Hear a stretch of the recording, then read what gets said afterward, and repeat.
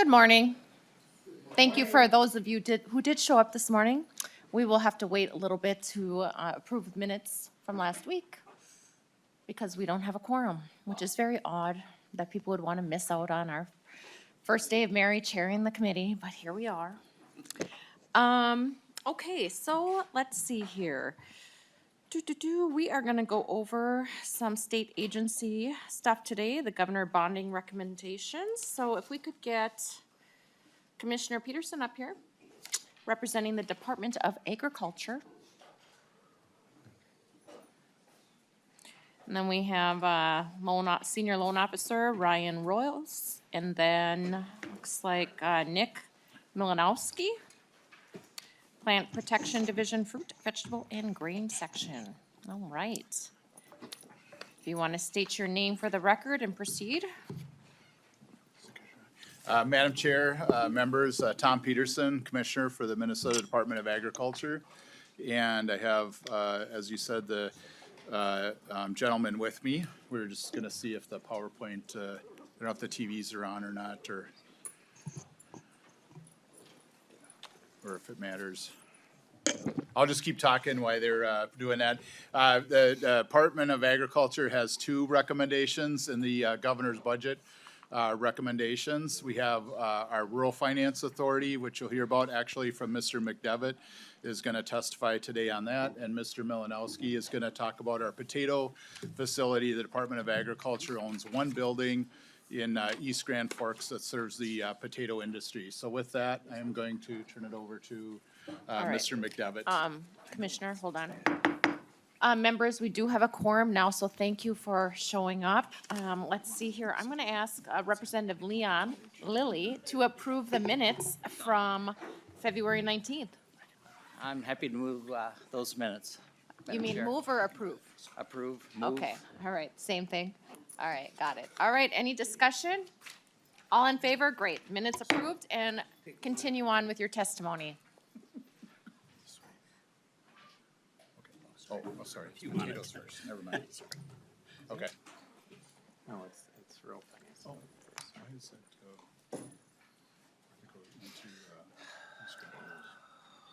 There you go. Okay. okay, sorry about that.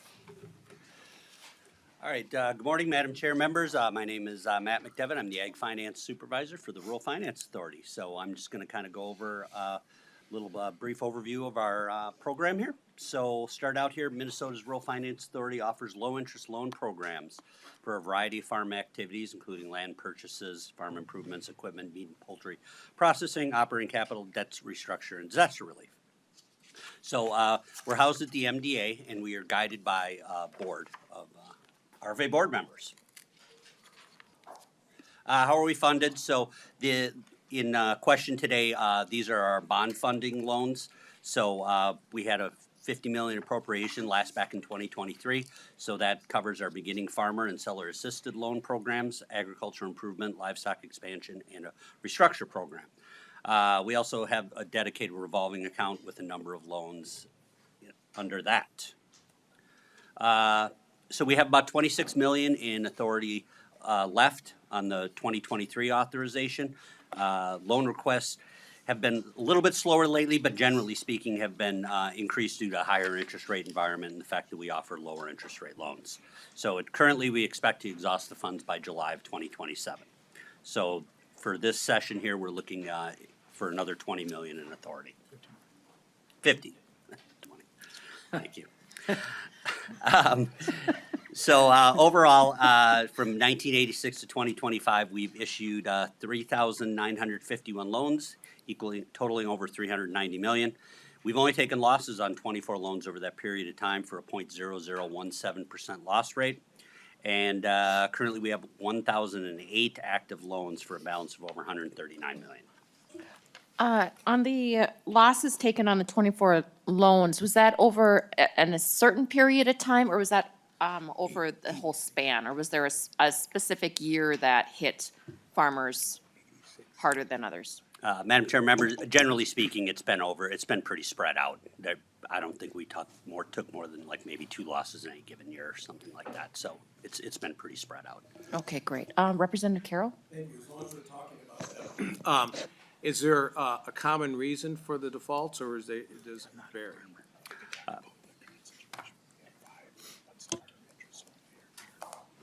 Yeah, Madam Chair, members, yeah, generally speaking, it can be quite varied. You know, it's just like anything, you know, sometimes divorce is the catalyst, sometimes, you know, healthcare, you know, increased cost of input, you know, things like that, you know, disaster strikes and maybe they just weren't insured properly, or, you know, it's really pretty varied. It's kind of all over the place. Thank you, Mr. Rolls. You may continue.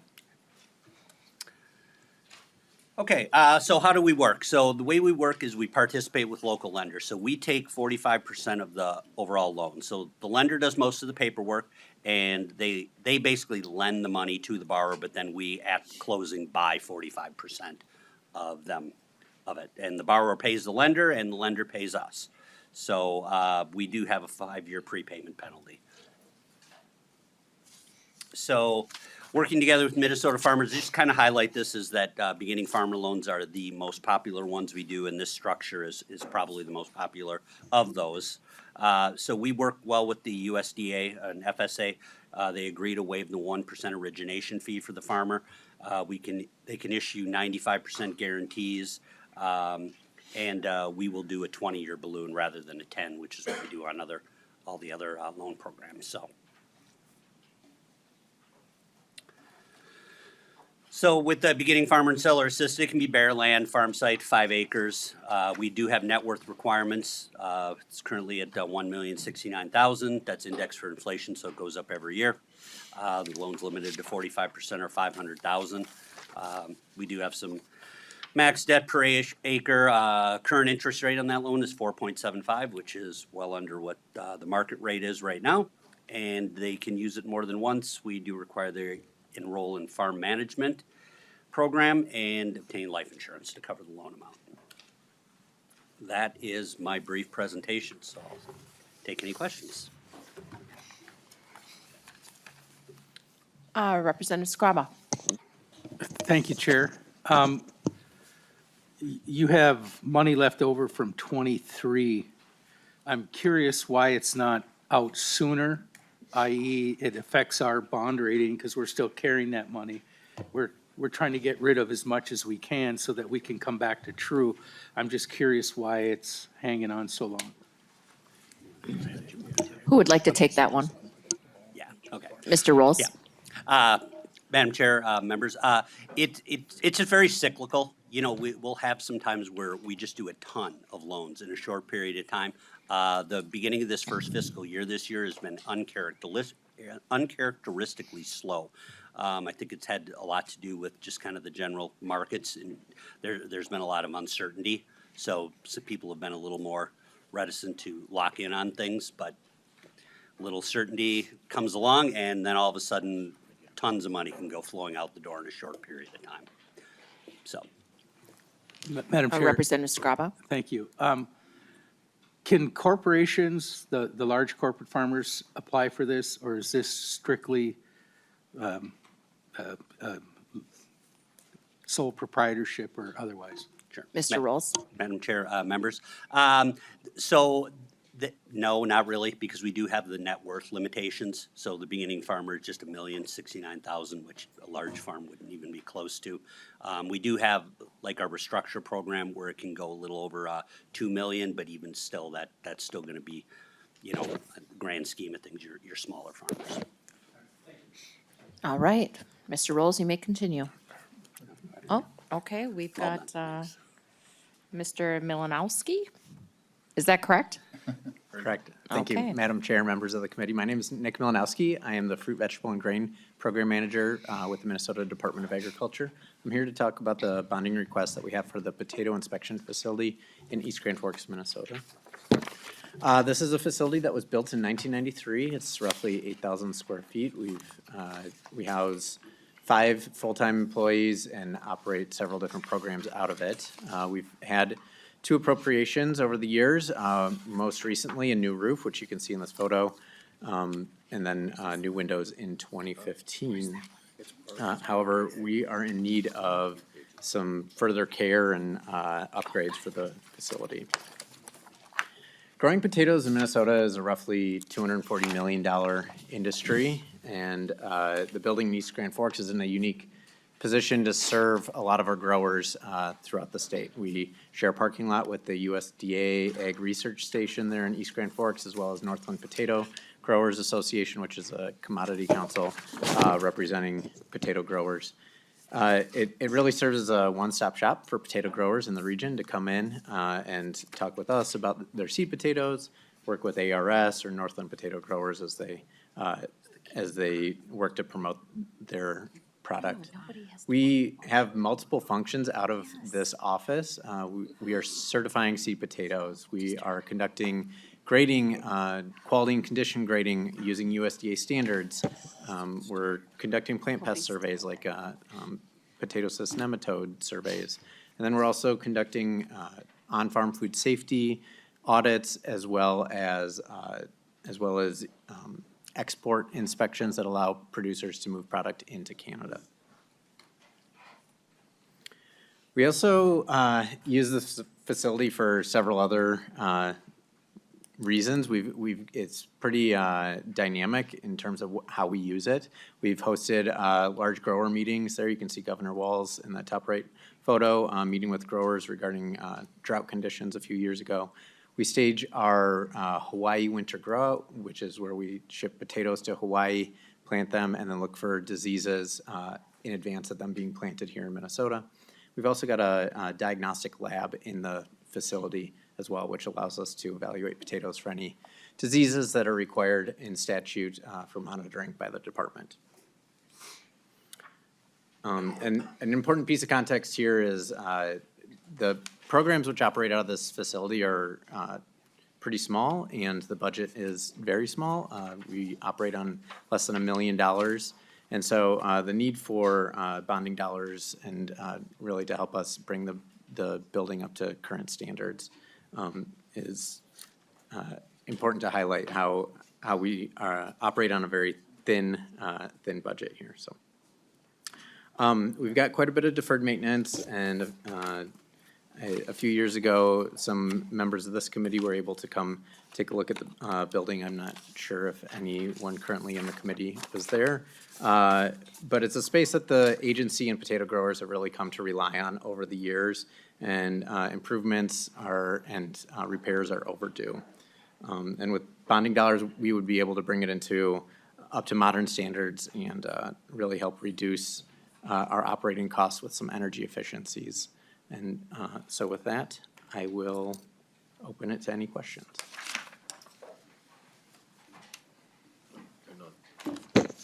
All right.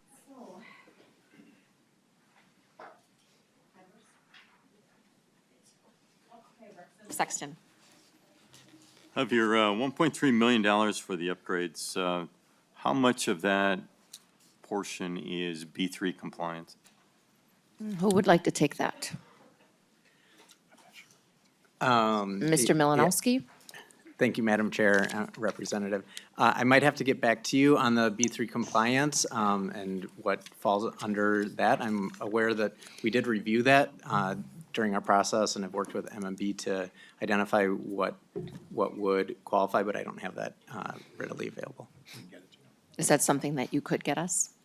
Okay, great, thank you. Representative Lilly? Thank you, Madam Chair, and thank you for coming today. On a lighter note, why are the McDonald's french fries so darn good? Yeah, and why don't we have samples here today? Madam Chair, Why are you looking at Representative. me? Madam Chair, I would say one thing is that Grand Forks is getting a new processing plant that is going to enable Minnesota to increase our acreage significantly in our grow area. So, we're looking at growing, another 8,000 to 12,000 acres maybe of potatoes in Minnesota, which will also impact this facility. It's a good opportunity for the Northwest area. And more french fries. Madam Chair and Representative, I will also state that we do grow McDonald's potatoes here in Minnesota. There's a processing plant in Park Rapids that helps to serve McDonald's, and so we get some really fresh potatoes here. And so it helps with that flavor. We need to test them out though, so maybe next time. All right, any other further, oh, Representative Breyer. Thank you, Madam Chair, and I too am a fan of McDonald's French fries, so I wonder if they also go into their breakfast hash browns. But my question is, going back to B3, I think we'll be hearing questions often about what is the cost of B3. I would also be interested in that, coming with a narrative about what specifically needs to be done and what the benefits of those steps are. Thank you. We can All get that. right, We'll get that to the committee. okay. Madam Chair, Representative. Anybody else have any questions for the Department of Ag? Okay, seeing none. Thank you, gentlemen, for testifying today in front of our committee. As a heads up also, committee members in public, starting next week, as of Sunday, March 1st, it is Chair Hansen's the start of our birthday month, so just be prepared, okay? Tuesday, we should have treats in here. Let's see here. Next up, we're gonna hear from the Minnesota Amateur Sports Commission. We have Miss Lodge and Mr. Ladd.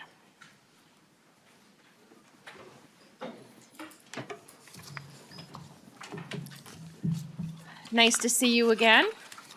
Thank you, Madam Chair. You guys did have some lovely treats for us when we presented for the bonding tour, so thank you for that. Well, we appreciate your willingness to come and visit us. Neil Ladd, Deputy Executive Director for the National Sports Center. It was always good to see Representative Lilly get on skates and try out the ice and make sure that everything is the way it should be. But your willingness to come up and see us on your bonding tour, understand our complexities, the challenges that we face. The state's only 8-sheet ice facility. It poses some unique challenges, and so we really thank you for taking that time. We got 3 quick slides here. We want to keep you on track. First, we want to give you an update of what we've done with the money you gave us in 2025. $5 million was appropriated to the Amateur Sports Commission. We have spent $2.4 million. Up on the screen in front of you are the 4 categories that the dollars to date that have been spent: life safety, mechanical, stormwater management, and the irrigation. And I think on the stormwater management, just to touch on that real quick, when Governor Perpich decided that the National Sports Center should be in Blaine, we acquired the land that was a peat bog and it was a swamp. And so the floodplain mitigation and the stormwater management is a really important piece for us to upgrade and keep those pipes and those waters moving off of the site. If you think about all of our soccer fields, 55 of them, and we get large rains, we need those to be playable. We're generating somewhere between $80 and $90 million in economic impact every single year. And so when we have facilities like that, we want to make sure that we're maintaining them and taking care of them and doing the best we can with the resource that's been given to us. The other fun fact, we put in 15 miles of HDPE irrigation pipe. And that's just a portion of what we have. That was originally put in 1990. PVC pipe doesn't last that long. It gets real brittle, and when you put it on a peat bog, it doesn't like the structural soil. So it might sound crazy, but we're super excited about the new pipe that's gone in, and we can now irrigate those fields. The $2.6 million that's remaining, we are happy to announce that we will be encumbering and spending all of those funds before the end of this legislative session in May. We've identified energy efficiencies within the super rink. The T8 light bulbs not being able to be purchased in the state of Minnesota has expedited the process for us to then put in LED lights within the rink. We're also looking at a new storefront. If you've ever been to the super rink and you come to the sliding doors, they don't open. They're not working currently, and so you have to pull your hockey bag through the pull doors. It's not ideal, but this will give us the ability to upgrade those as well as the restrooms and the locker rooms. So all good things to report as these committees appropriate dollars to the Amateur Sports Commission. We are shovel ready and we want to get the dollars out the door as efficiently as we can. The next slide is our ask for 2026. Originally, the Amateur Sports Commission proposed a $40 million project, which would include a $24 million R22 changeout, additional energy efficiencies within the rink, and then it included a geothermal component, which would bring the super rink into a state-of-the-art type of facility, really focusing on what the governor's executive order was early in his term, wanted to get at those energy efficiencies. In working through the process with MMB and the governor's office, we whittled that number down to 23.74. And that truly is the number for an R22 changeout. We would go from the Freon system to ammonia. And in that, you can see the spreadsheet up above. You do the dehumidification system and the electrical and the low E ceiling at the same time. We have sand floors currently in the super rink, so we would replace all of the piping that's there to accommodate the ammonia system. And then one of the important pieces there is we want to be accessible. Special Olympics, wounded warriors, disabled athletes, this is the state's facility. We want to give them the ability to participate just like able-bodied athletes. And so that we're really proud and excited about that opportunity if we could get those accessible boards. The governor's recommendation has come in at $4.5 million. We're looking at every alternative to get it closer to 23.74. We're looking at, with MMB and the governor's office, an appropriations bond potentially. That would be an opportunity, a revenue bond. We've looked at that. There's sales tax legislation that we're considering that is generated based on adult fees that are collected at the sports center. They could be reappropriated to the commission to help offset some of these costs. And just one quick note, the National Sports Center has a budget of about $19 million with its net revenue at about $120,000. So its debt capacity is pretty small, but in that budget, the Sports Center puts in between $600,000 and $1 million in emergency repairs, and you can see some of the photos up there on the left-hand side.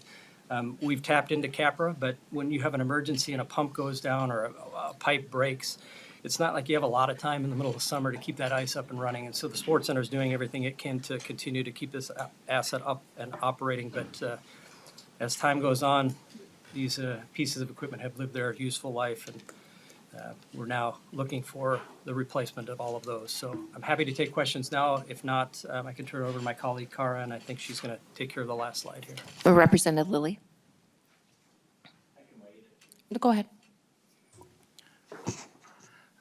Thank you, Madam Chair. Just, you just do such a great job of maximizing the funds up there. It's just really impressive for a state agency. I think a lot of state agencies could learn a lot from what you're able to do up there, and I just love all the, international people that come in, but all the, from all over the state. The soccer is incredible. And, but a little disappointed this morning though, because I don't see any Olympic gold medalists up there. I think you got at least a couple ties. You have the U.S. women's team isn't at their home rink. It seemed like he could have brought us a gold medal. And then I believe some of your Mighty Ducks money's gone to curling center, even in St. Paul here. I think maybe you can speak to that too. But anyways, a little disappointed. Mr. Ladd, we are a high needs committee here, so. Madam Chair, Representative Lilly, I do apologize. I will say, as you know, many blood, sweat, and tears have gone into that ice for those ladies to train at the Sports Center and to call that home, and on Olympic years where they're in residency and training there. It's an amazing thing, and you're exactly right. To see those women bring home the gold, it's amazing. Next time we will have one of them here with their medal, and we'll make sure we can get pictures if we can do that, so. And The Mr. curling. Ladd, this committee does not forget either, so. All right, Madam Chair. Representative Perez Vega. Thank you, Madam Chair. St. Paul kid, grew up with the Mighty Ducks movie, amazing. I wanted to know, and just because growing up in a hockey state and not really playing hockey, but being fascinated by the culture because it is Minnesota culture, what do you know the percentages of the Mighty Duck grants that have gone to inner city arenas, ice arenas? Mr. Ladd. Madam Chair, I'll let my colleague Cara answer that. Ms. Lodge. Madam Chair, members, I don't know Want the to state your name for the percentage. record? Oh, Cara Lodge with the Amateur Sports Commission. I don't have that percentage off the top of my head. I can certainly get back to you on that. Representative Perez Vega. Thank you. Yeah, we have in my district in particular, the Ken Yackel West Side Hockey Ice Arena, and I have yet to see such a dramatic change in that since I was a kid, and I would love to be able to utilize that, whether it's hockey or figure skating. We have organizations outside of our even parks department at the city of St. Paul that have administered over 900 youth in sports activities that are begging to be able to, what can we do here? So I would love to see how we can further connect that. I know that that is a Ramsey County ran facility, but they need some support, and I would love to work with you to see how we can support those future hockey and figure skaters. Thank you. All right, thank you. Representative Scraba. Thank you, Madam Chair. I had a question, but I kind of had a part of a solution for Representative Perez Vega's. We have the same issue in greater Minnesota. We have way more needs than dollars available. And what we end up doing is we consolidate, like Ely and Babbitt and Tower consolidate into one, just because we always had three, but we can't have three anymore. There's not enough people. So it's a number that's dynamically changing all the time. And those that are successful are usually the squeaky wheel that ends up getting, and you're really good at that, just so you know. Yes, you are. You're excellent at that. Helping, you know. Your photo here of the electrical box ensconced in water, just, first of all, how does code let that happen? Second of all, what happened? Okay, Mr. Ladd. Madam Chair, Representative, so that was a demonstration of what you should not do. And that problem has been rectified or is being rectified in the completion of the $2.6 million. So that was a gutter issue with a roofing component that was taken care of late in the fall, and they're finalizing all of the construction early in the spring. So that will get taken care of, but yeah, that's something you never want to see, Representative. No, and Representative Scraba, I'll go Thank through you. the chair, please. And then this photo here, is that the water or the additives in the water that have collected, or what is it that I'm seeing? Mr. Ladd?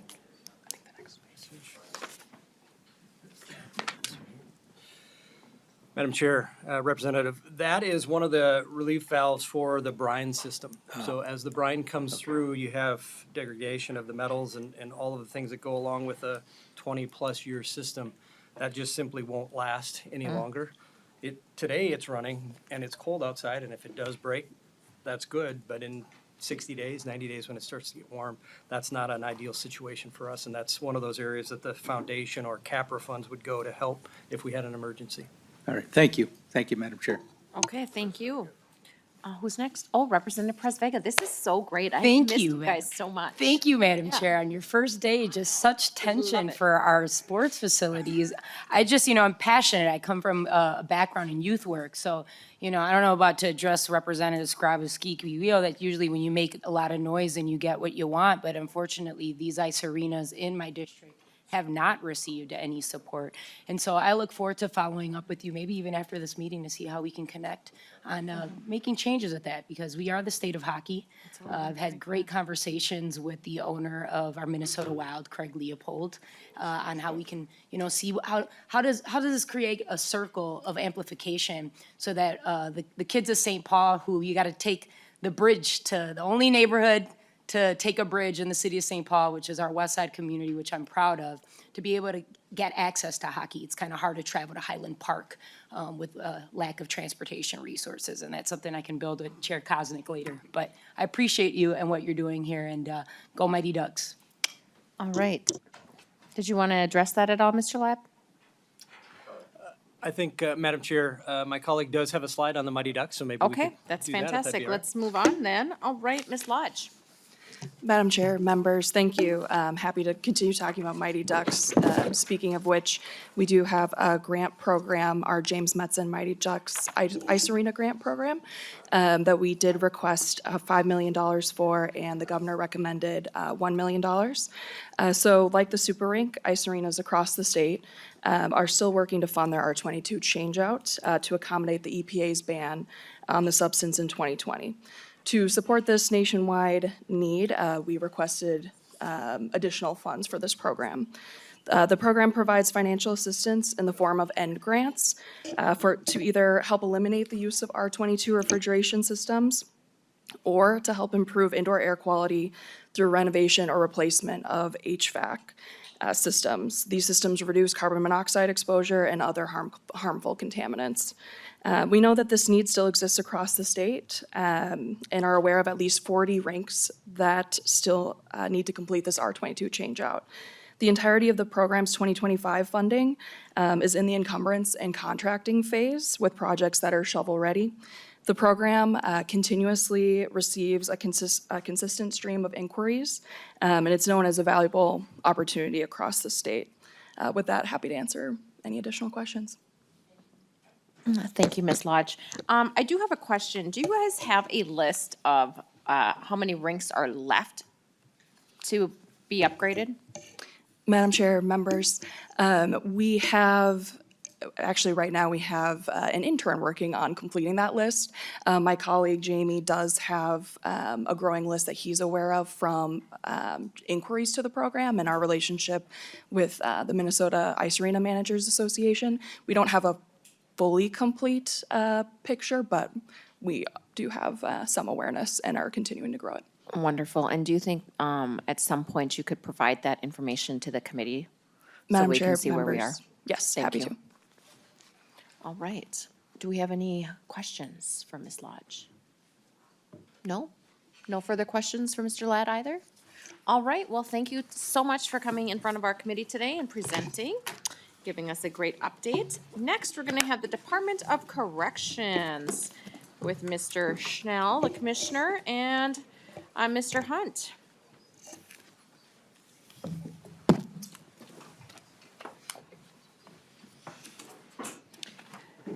Welcome to the committee, and you may state your name for the record and proceed with whomever wants to go first. Thank you, Madam Chair. Members of the committee, my name is Paul Schnell. I'm the Commissioner for the Department of Corrections. And I want to thank you for the opportunity to testify today and present the DOC's 2026 bonding priorities. I want to start with the realities we face as an agency today. The DOC operates with just over 4,000 staff, serving around 8,000 incarcerated individuals across 11 state prisons. We operate 24 hours a day, 7 days, 365 days a year. The DOC has a constitutional obligation to provide care, services, and safe living conditions for those in state custody. And we are currently in a period of historic transition. As you know, the Stillwater Correctional Facility is scheduled for full closure by June 30th of 2029. This is the first adult prison closure in DOC history. As part of the phase closure, we already reduced the staffing and incarcerated capacity of that facility by half in order to meet budget expectations. This reduction has required significant coordination and planning, as well as transfers of staff and incarcerated individuals into other facilities. In the process, we have done our best to ensure as minimal disruption as possible to those we serve. Minnesota's prison population remains stable and manageable. Despite recent population shifts and operational changes in our facilities, DOC staff have maintained safety and continue to provide the transformative programs key to rehabilitation and treatment, such as substance use disorder treatment, higher education, parenting programs, and much more. However, physical infrastructure limitations are challenging even before the phase closure of Stillwater. To sustain our important and necessary work, further investment is required. We do have 2 bonding projects currently underway, one at MCF Shakopee and one at MCF Lino Lakes, which we are grateful to this committee for, but the need for investment is ongoing. This year, the DOC has 4 capital investment priorities for your consideration. Taken together, these priorities reflect a balanced approach to maintaining existing facility infrastructure, investments in development of critically needed programming space, and planning for modern prison space expansion at the state's Faribault institution. Our top priority remains asset preservation. The governor's recommendation includes $52 million in GO bonds and $1 million in general fund cash. The DOC has 34% of the state's deferred maintenance, a backlog totaling more than $781 million. Stillwater represented roughly $180 million of that number. Even after removing still water from the equation, the DOC is left with more than 600 million in deferred maintenance, far more than any other state agency. Our asset preservation list includes over 150 projects awaiting funding. These projects address basic infrastructure needs that allow our prisons to operate safely. At present, the lack of upkeep with basic facility maintenance and upgrading results in us needing to address crisis or emergency repairs on an all too regular basis. When these emergencies, like water or sewer line breaks or roof failures occur, it pushes planned projects down the list, and that simply grows the list longer. For this reason, asset preservation must remain our top priority. Our second priority is the expansion of MCF Rush City. This project will add 28,000 square feet of new space and repurpose 16,000 square feet of existing space for medical, education, treatment, and other services. Rush City is a close custody facility that houses men who are considered high risk to public safety. And as a result, they are also high need. Many have significant mental, behavioral, and physical health needs. When the prison was built 26 years ago, it was designed to be single bunked, and at that time it was intended to have more programming space than was built. But before the facility opened, due to population pressures at that time, a decision was made that the facility was to be double bunked and to stop the construction of additional programming space. As a result, the facility now houses roughly twice as many men as was originally designed for, without anywhere near the needed programming space. The only expansion along the way was a temporary mobile trailer placed on the site where hundreds of men have received sex offender treatment over the years. This space has required the use of sound machines to maintain client privacy due to the thin walls in that trailer. This space creates something of the worst practice, the lack of space creates something of the worst practice in corrections, and that is an idle population. Today, 1/4 of those housed at Rush City are entirely idle. Research shows that those who sit idle during their incarceration are more likely to exhibit dangerous behaviors inside the prison and are more likely to reoffend upon release. And the Rush City Prison is not going anywhere, as it is the state's newest correctional facility. Investments in expansion or improvements will be used for many, many decades to come. This investment request will improve safety of staff, the incarcerated population, and ultimately Minnesota public. Our next priority is a strategic modernization pre-design request. This proposal is about modernizing Minnesota's corrections infrastructure. This pre-design funding will build on a favorable feasibility and expansion study currently underway, and will allow us to add modern correctional infrastructure to address the state's needs into the future. Specifically, the pre-design request will help us address the expanding needs of specialized bed space, be it mental health or issues related to an aging population. We have learned that adding bed space without availability of programming space creates service problems that are difficult to address. This planning project will provide a clearer picture of the kinds of infrastructure needed to ensure safe, secure, and efficient correctional operations into the future. Our last priority is the demolition of crisis condition structure. This project will remove 4 dilapidated buildings across our state prison enterprise. These structures pose active safety and security risks. They also create long-term liability for the state. This request includes hazardous materials and abatement and site restoration, and it reduces our total deferred maintenance burden. This request is in general fund cash because demolition without replacement is not eligible for bonding. So the bottom line is our staff are doing excellent work, but our infrastructure has to keep up. DOC teachers, clinicians, behavioral health, and security staff have been exceedingly creative with the use of space. Staff run intervention programming in visiting areas, in cells, and in makeshift quarters, doing everything they can to give people the services they need to have a better chance of success when they return to their communities. This is important because, as we've talked about before, most of the people in our facilities will return to communities across our state at some point. Aging infrastructure manifests in leaking roofs, damaged water pipes, and failing mechanical systems. Infrastructure failures aren't simply an inconvenience. They are problems that affect the safety, security, and well-being of both staff and the incarcerated population. Too often, days are spent patching what we can, managing around what we can't, and putting our fingers in the metaphorical dam. Even as we do that, we're also working to plan responsibly for the future of the state's correctional facility needs.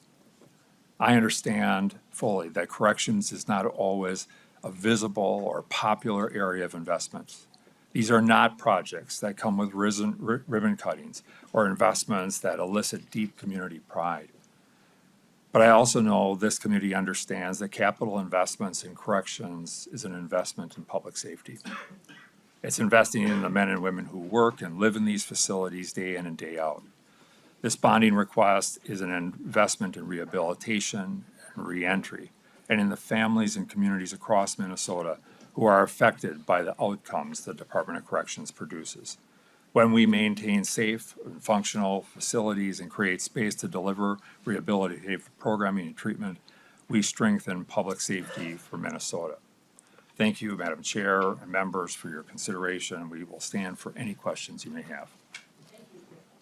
Thank you, Commissioner Schnell. We have a question from Representative Carroll. Thank you, Madam Chair. I appreciate that. Commissioner, what are the plans for Stillwater once it's closed? Yes, Commissioner, if you want to take that. Yes, Madam Chair, Representative, the plan right now is that there is an active study that is underway that would be addressing kind of the how that property would get used and whether that would be, it will come back to the legislature in the form of a report for the legislature to consider what the steps would be. And this would include things like addressing active bonds that are being paid on that facility, and then what future uses for that site could be, including redevelopment. Thank you, Representative Carroll. Commissioner Schnell, would that redevelopment be possibly selling it to the private sector so the state can recoup some money? Madam Chair, yes, that is one of the aspects that will be looked at and included in the report. Okay, fantastic. Thank you. Next up, we have Representative Allen. You got your question answered? Yeah, you already asked the question I was thinking, so That was thank you. me? Yes. Oh my gosh, great minds think alike. Thank you. Oh, look, we have a Representative Scraba that has a question. Imagine. And I don't think like you, so I don't have those questions. No, thank God for that. I got a couple questions. Number one, the Rush City is the one we've toured at least once. Yep. And for the life of me, I do not understand how this is still allowed and for various reasons, and I'm not gonna get into it, but I just think that's wrong, what's the way it's being functioned. You're taking the high-risk people that need to stay in that building, and part of the rehabilitation is not letting them outside to enjoy the freedom. Part of it is to keep them in that building and show them that if you want your freedom, you have to fix yourself and get better or try to. For when you take that person and bring them outside, they get freedom for 5 minutes. That's enough, whereas everyone else. So I just think that I don't have a problem helping you with that. And if there's any way I can help, I will help. I think they all should be managed inside and not allowed to go outside. The other issue that I have is you have the design, you want to do a pre-design. Is there not in-house staff or is there not Department of Administration? Is there not something the state's already paying people to do that can do that instead of spending $350,000 on that? Thank you, Madam Chair. Commissioner Schnell, that was a lot there wrapped up, if you want to attempt to dissect it. Madam Chair, if I can, and Representative, I appreciate the question. I think as it relates to just the security and the site at Rush City and what people have access to, I think, the core issue is that in corrections, we look at the risk principle, and that risk principle really says that those who are the highest risk to public safety should have access to the highest levels of intervention services, whether that's treatment and so forth. And as you saw, that's lacking. I also think it's important to note that, that there are some requirements around giving people access to fresh air. Now, that's still well within the secure perimeter and the razor wire and all of that. So but that is quite limited time out of cell. This is just critical in order for us to address the realities of the needs of people in the population, whether it's substance use disorder, mental health treatment, sex offender treatment, these things that have an impact on public safety. So, and I'm sure we agree on that. As it relates to the other side, I'm going to let Carl Hunt, who can introduce himself and talk more about the second side of that question. Madam Chair and members. Mr. Hunt, if you want to state your name for the record. Madam Chair and members, my name is Carl Hunt with Capital Resources of Corrections. In regards to the pre-design question, Department of Admin does have some resources for that. However, the pre-design is a rather complicated process. Pre-design is the precursor to building our capital request in the future years, so it's important that the budget is set forth right. It's early into the schematic design phase. It lays out the phasing of the project. It really lays out all the details for that project, and it's critical of nature that that's all accurate and well laid out so the capital request, when it matures, is fully accurate and we can deliver. All right, Mr. Hunt, does that answer your question, Representative Scarborough? Okay. All right. If you want to continue, Commissioner Schnell? Madam Chair, our presentation is complete. If there are Okay. no other questions, unless there are other questions. Any questions? Yes, Representative Perez Vega. I got to tour Rush City with my colleague and my brother and district representative Hussein, and we did it states here that the DOC is doing the work, but the infrastructure has to keep up. I was a little concerned to hear about some of the inmates who didn't have full accessibility to their religious practices being honored.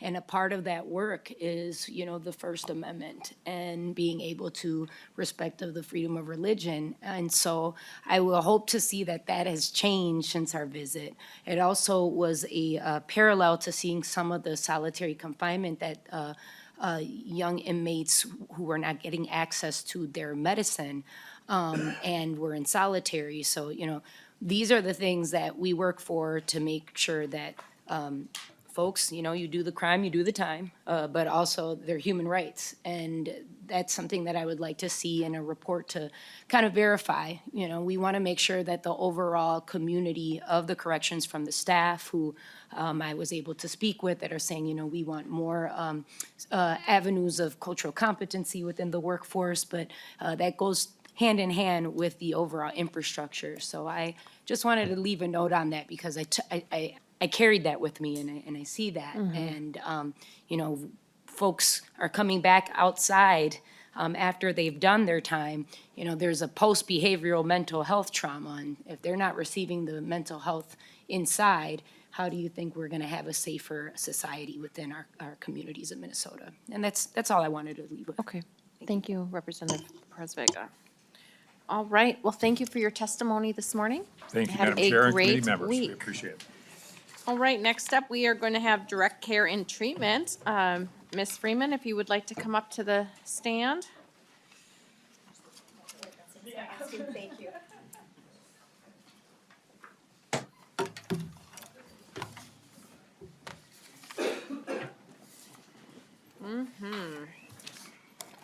All right, if you want to state your name for the record and proceed.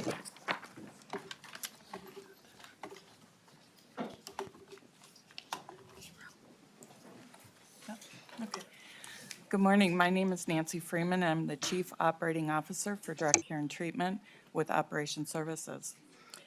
I just wanted to say we're really glad to be here for the first time since DCT became its own agency as of July 1 last year.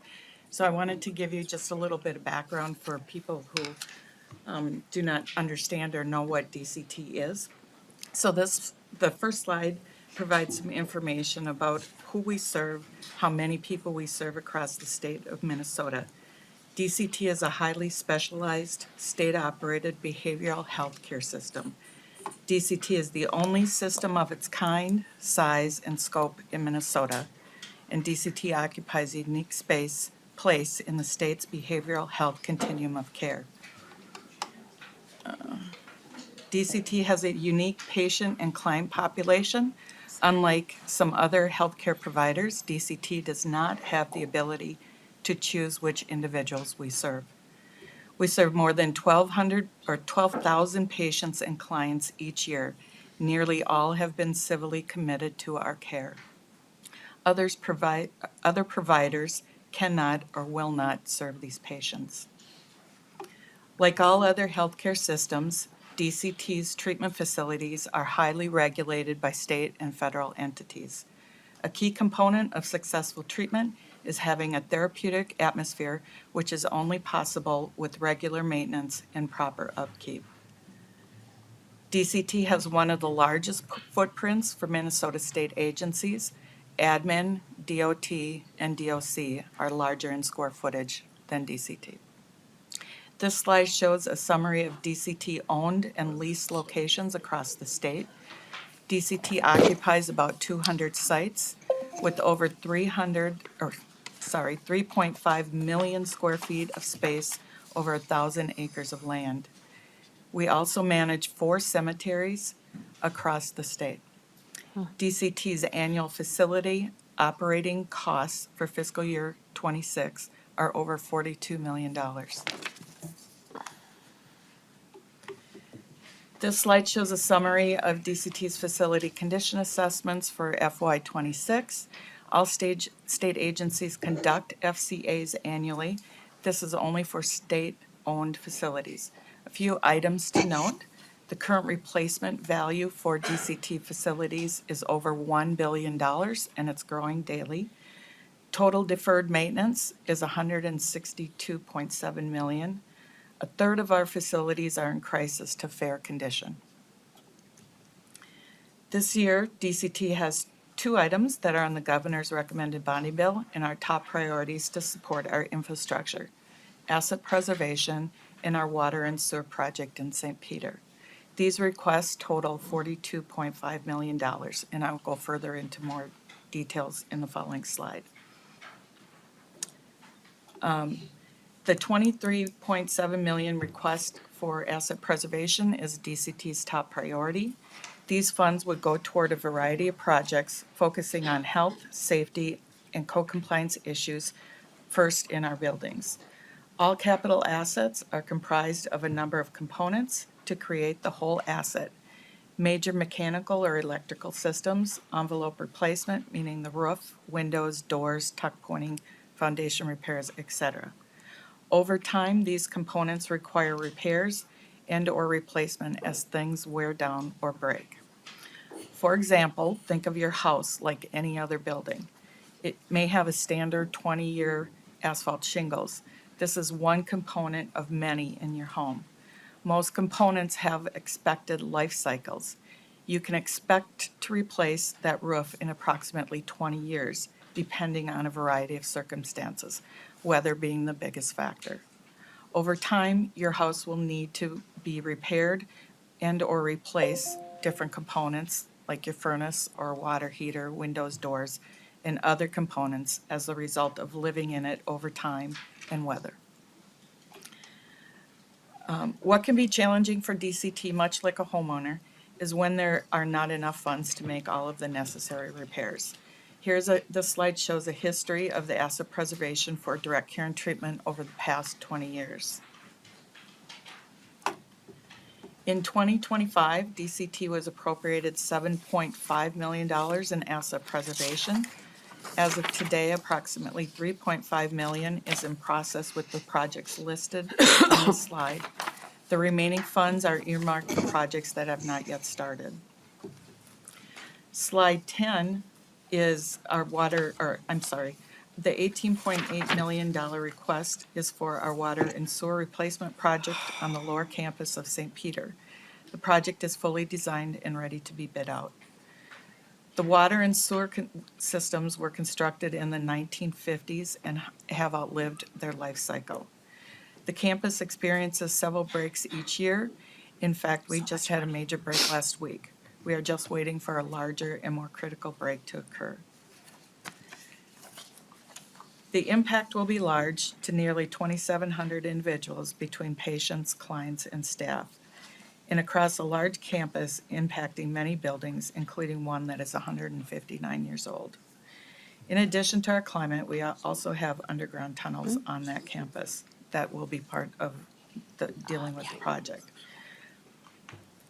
This project has been on the governor's recommended, in the governor's recommendations previously each year since 2022.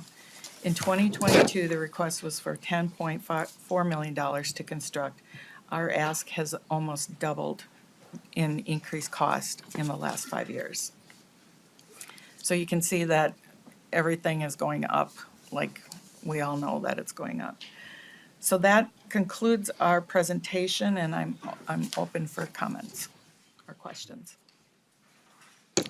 Members, any questions, comments? All right, thank you for presenting today. We appreciate your time. Thank you. Next up, we're going to have the Department of Education. Ms. Burnham.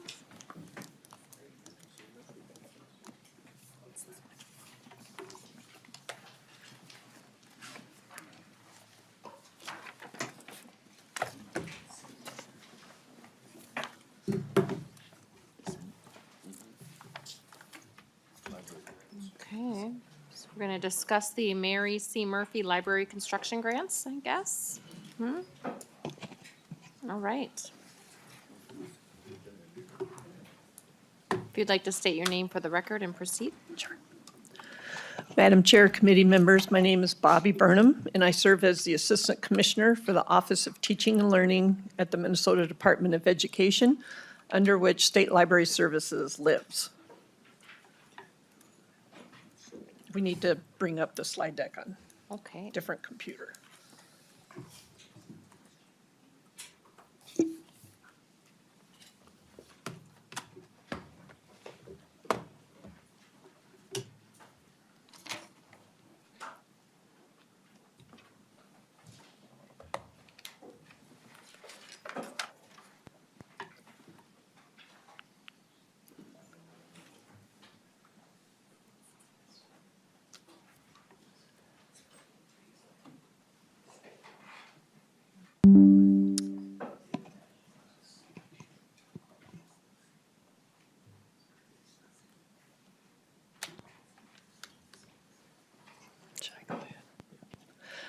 Madam Chair, I'll go ahead. All right, please state your name for the record and proceed. Bobby Burnham, Assistant Commissioner, Department of Ed. Thank you for having us here to discuss the Mary C. Murphy Library Construction Grant proposal. Minnesota is home to 12 regional public library systems with 358 public library locations and 10 bookmobiles. There is at least one public library in every county. 2024 data demonstrates public library usage continues to rise. There were 17.5 million visits to public libraries in 2024, more than 9 times the state fair attendance last year.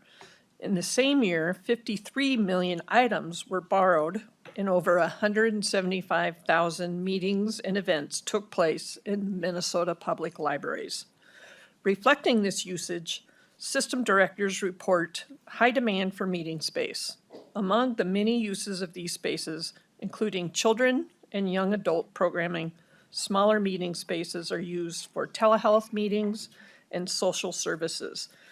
These uses necessitate improvements for adequate soundproofing and privacy. In addition to meeting spaces, there is a continued need for HVAC and air handling upgrades, as well as safeguarding for degrading building infrastructures and accessible entrances and other ADA compliance requirements.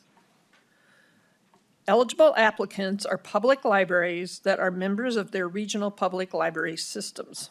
Cities, counties, and friends groups or foundations can apply on behalf of their public libraries.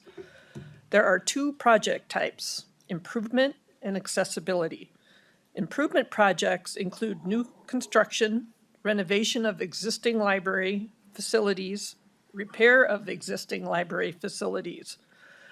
There are many leaky roofs and crumbling brickwork.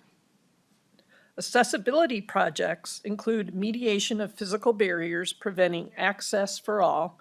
Common needs are automatic doors, ADA-compliant restrooms, and upgraded lighting. Projects require minimum local match of 50% of the total project costs, though applicants often provide well beyond their minimum match. Projects are competitive with a thorough peer review process. The Mary C. Murphy Library Construction Grant Program has been funded 15 times from 1994 to 2025. The last appropriations were $4 million in 2023 and $750,000 in 2025. 187 awards have been made, including the last round of funding. The average award is just over $100,000. The smallest award funded was a drinking fountain in 1996 for the White Bear Lake Library. And more recently, the largest $1 million grants have been funded for total renovations in Fergus Falls and Sandstone. The 2025 grant program launched in October of 25 with 7 awardees announced just last week. Those grantees are Tyler Public Library, Tracy Public Library, Mountain Iron Public Library, St. Paul Public Library, Dakota County, Blue Earth Community Library, and Redwood Falls Public Library. The state's total of $750,000 will be matched to these awarded projects by over $18 million in total costs. This most recent round of projects will fund the creation of a children's wing, community room renovations, accessible entrances, and 2 Carnegie Library upgrades. Libraries in 70 of 87 counties have applied for and received grants. Throughout the program's history, there have been 45 projects total in 7 county metro area and 142 projects in greater Minnesota, meaning 75% of the projects are spread across greater Minnesota. The governor's budget recommends $2 million for the library construction competitive grant program. This program enables public libraries receiving funding to improve access and meet ADA compliance standards by removing architectural barriers and replacing deficient facilities. Historically, $17.8 million in grants have drawn nearly $112 million in local support. The Council of Regional Public Library System Administrators collects the data for public library capital investment needs each year.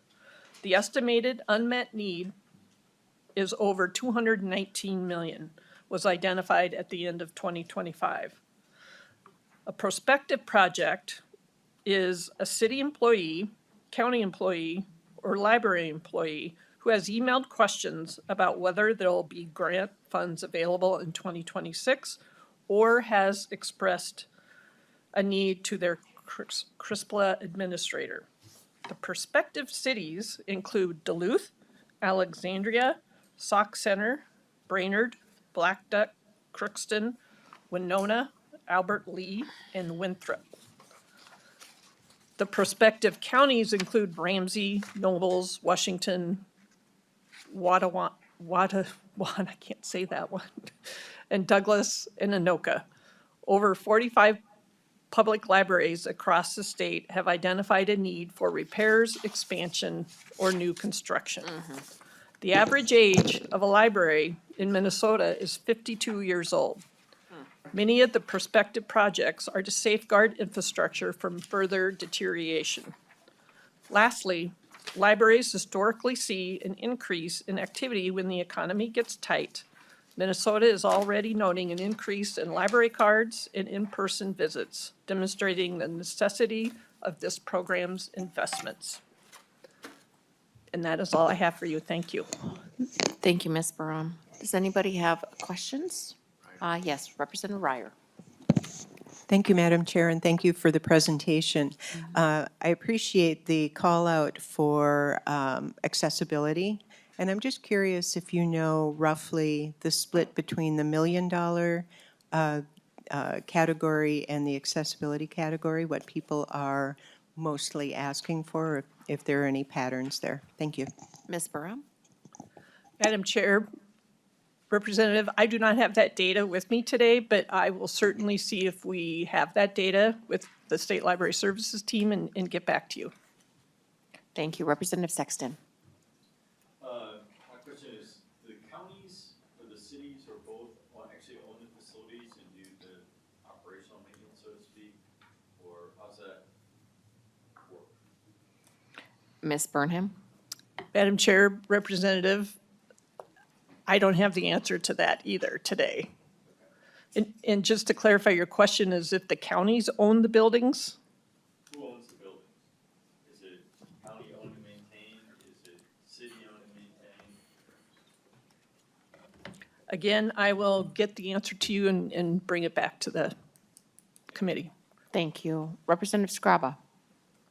Thank you, Madam Chair. Being a mayor, we built a new library in Ely when I was in Ely. And everyone was like, why are you building a library? Libraries are outdated. They're not used by anyone, on and on and on. We kept hearing these numbers. So much And- negativity. And I cannot tell you how many people, your numbers that you're talking about here, I believe, because the amount of use is incredible. I know my grandparents came from Slovenia, didn't speak a lick of English, and the library in Ely in the early 1900s was the place where they learned, and they had their kids go to get the books to learn. So it is a cultural place. It is somewhere where we can, in my opinion, as a community, use that building for more than just books, you know, and the meetings that happen there. It is incredible when a community supports the library, how it really works, that I've seen. I represent a district, the Arrowhead Library System, except for Lake of the Woods and Carlton, every county is the county that I represent, one of, you know, part of it, if not all of it. And they have, to kind of half answer Tom's question, most of the time, the community, the city that has the library owns the building, most of the time.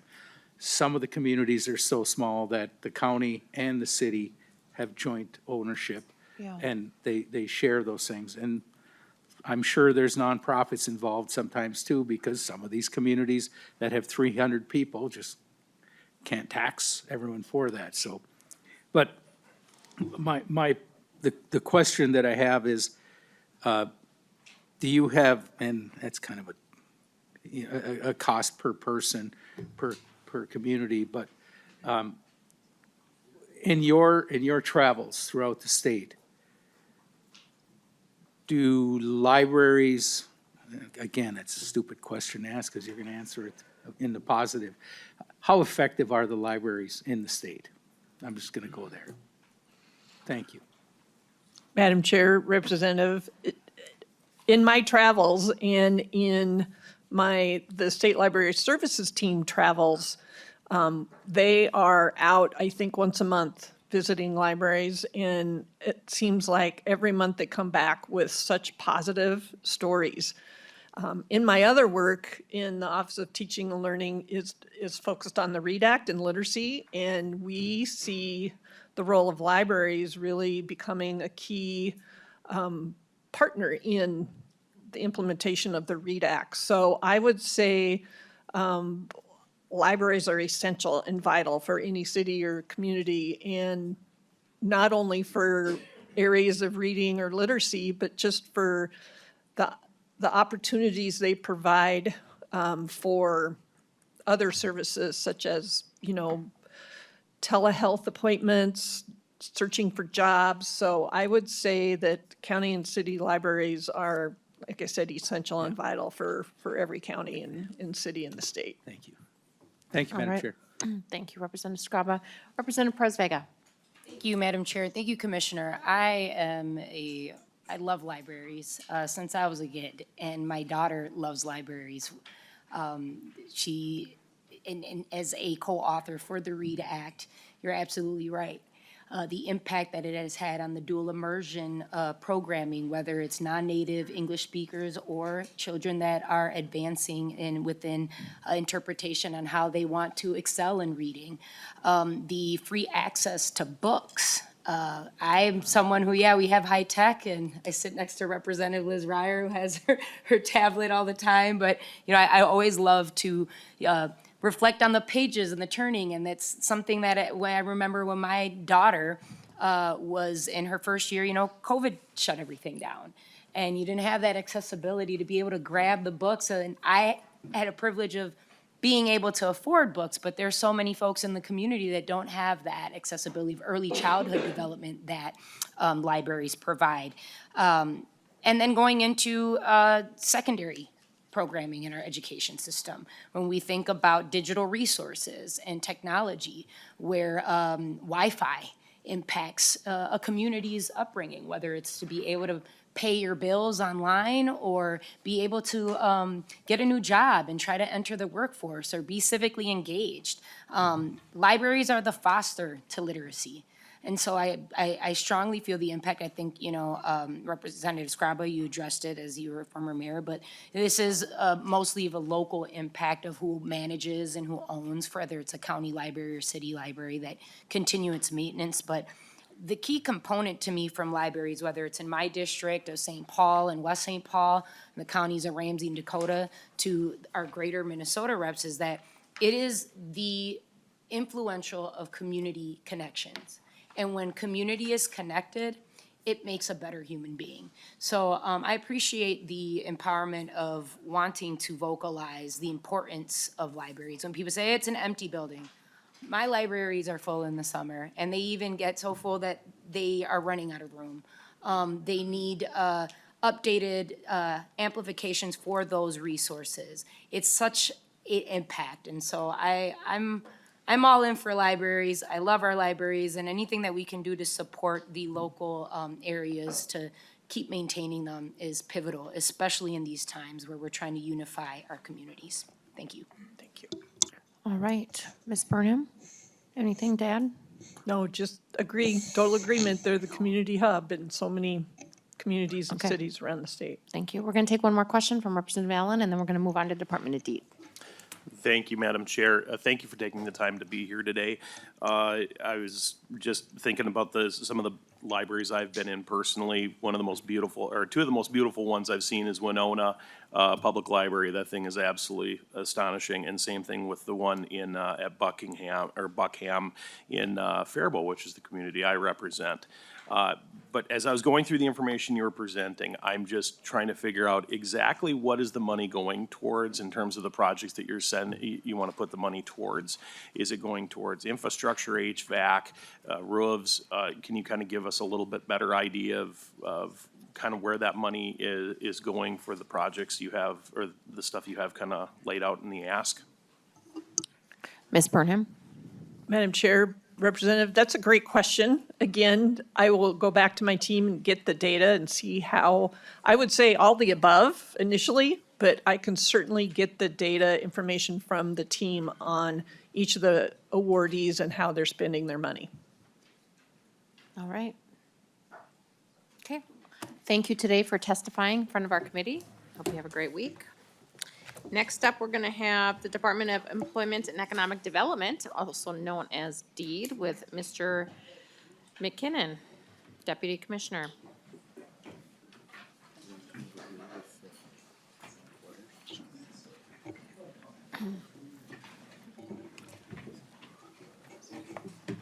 All right, if you want to state your name for the record and proceed.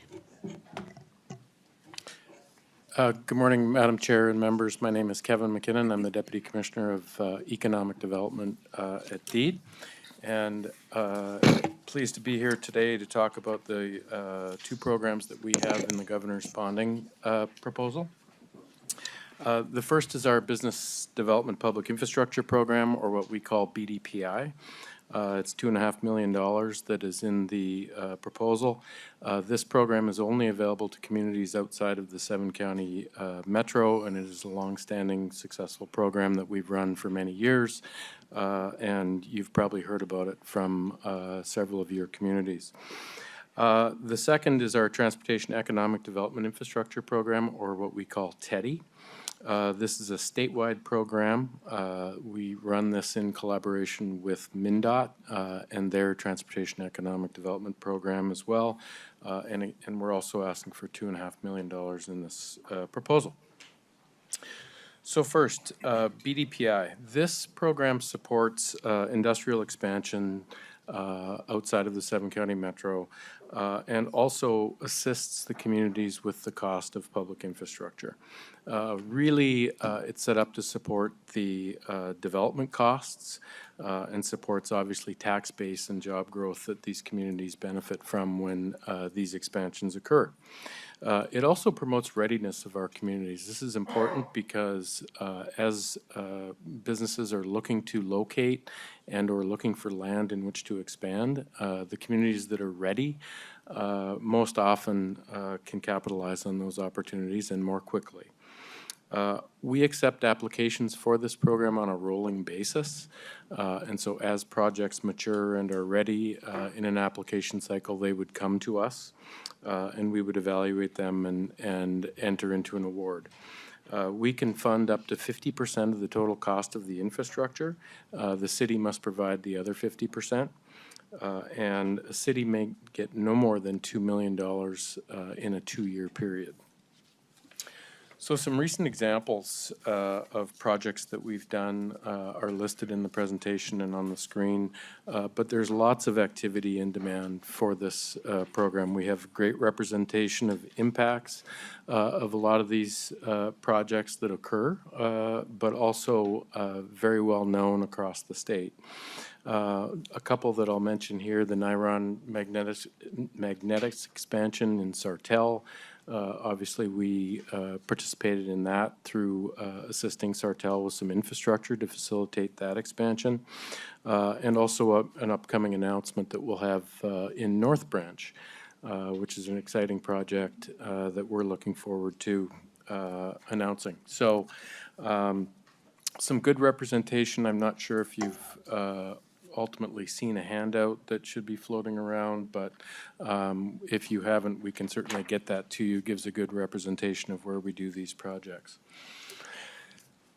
Our current balance is $11,000, and so essentially we are out of money in this program, and we have a lot of obviously demand. We track this by a pipeline, so we have almost $9 million in a pipeline, so communities that are coming with potential projects.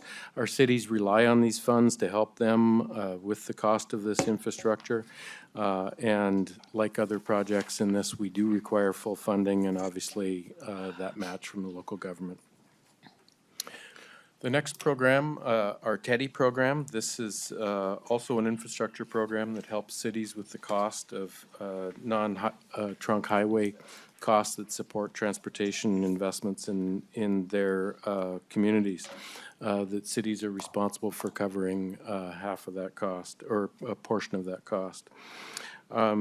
We do a variety of different types of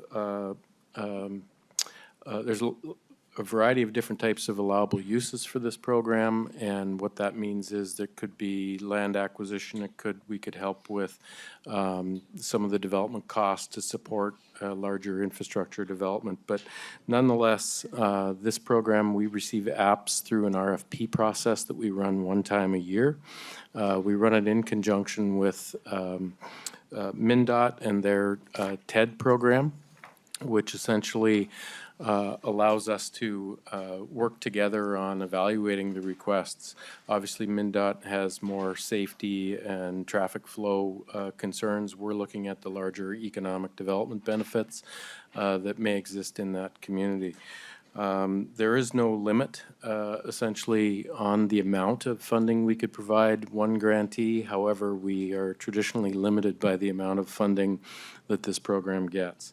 And as you can, I'll get to the amount of funding that this program gets. It's relatively small. We maintain about $1.5 million to a $3 million appropriation that we run for these RFPs. So we try to do as many projects as we can with the limited amount of money that we do get. So some examples of projects are obviously listed here that assist in the planning and executing of projects to support obviously traffic flow, et cetera. We have a number obviously on the screen in Norwood Young America and Carver County, just as examples.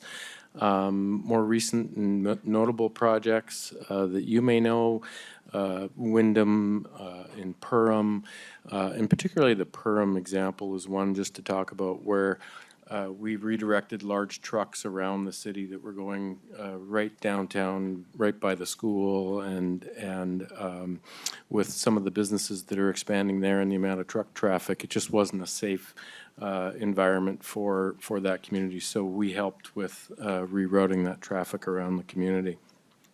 So as far as the current balance, there is zero in this account. You can see the previous appropriations that we've received in previous years. So again, sort of speaks to the limit of how we can assist the communities with the size of grants that we're allowed to do. So with that, we are thankful that these programs are included in the governor's proposal and would welcome any questions. Representative Ryer. Thank you, Madam Chair, and thank you for the presentation.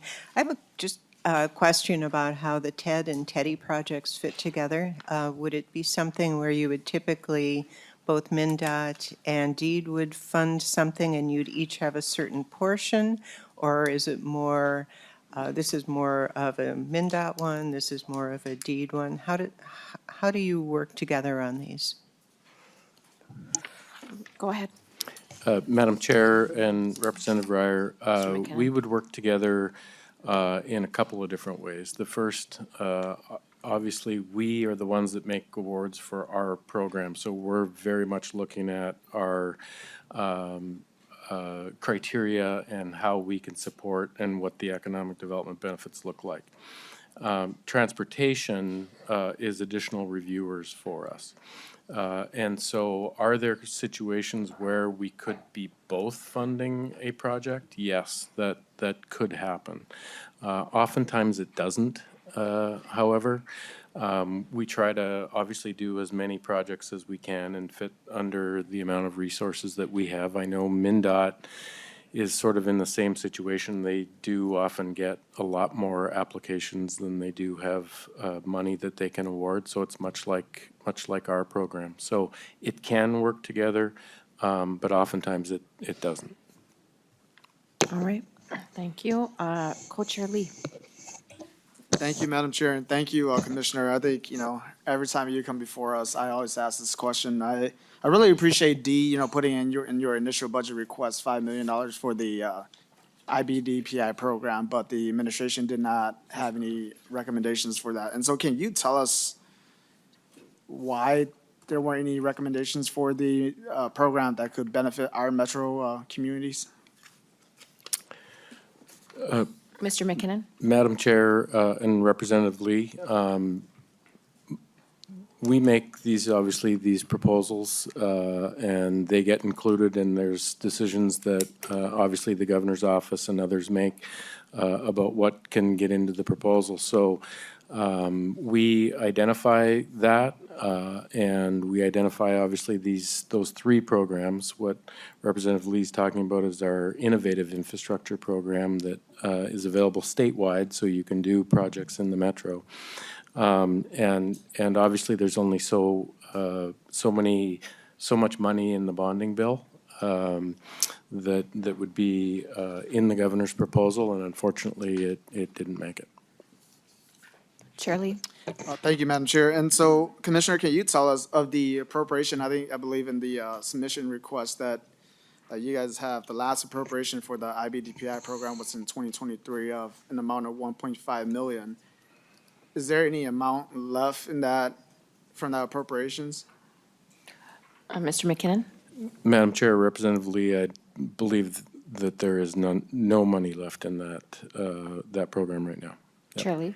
Thank you, Madam Chair. And so, do you know, I think, you mentioned in your presentation that there's $9 million for the BDPI program. Knowing that there's not money left, that's why, I don't know if people have expressed any interest, and so can you tell us, are there any projects in waiting that, may be seeking funding from that program, but absent any appropriations from the legislature that we don't know of? I know that, for example, I think we heard last year from the city of Brooklyn Park and, newly elected Representative XP Lee's district for biotech. And so are there projects that you guys are aware of in the state of Minnesota that may want funding for this program? Mr. McKinnon? Madam Chair, Representative Lee, there are obviously a lot of projects in the metro that happen all the time. We are not necessarily aware of significant infrastructure needs that would support existing projects today. And primarily, I would say the answer to that question would be because most people know that we don't have resources. And so there has not been a pipeline that we would have established because we've been out of resources. Chair Lee? No? All right. Any further questions? Representative Hansen? Thank you, Madam Chair. At some point, a pattern becomes a practice. Very deep words. Okay. Anyone else? Questions, comments, concerns? Representative Scraba? I thank you. For obvious reasons, I work with an agency that does exactly what you're doing, but at a much larger scale. And I'm very cognitive of our benefit up on the Iron Range compared to, like you want $5 million. We might do that in one project. But it does bring economic development. It does bring jobs. It does help these small communities because it keeps their tax base down. And if there's some way, I see the benefits. I mean, look at all the communities, 1 million here, 1 million there, and that makes the difference. That's the help they need. That's what they need. But, I somehow to redirect more money to a fund like this where it does actually help, and it is accountable. That, to me, that has worthiness. So, thank you for what you're doing. Thank you. Representative Scraba? Anyone Thank else? you. Further comments, questions, concerns? With that, all right, our next meeting, members, is going to be February 26th. It's Thursday, where Chair Lee will hold the gavel, and we are adjourned.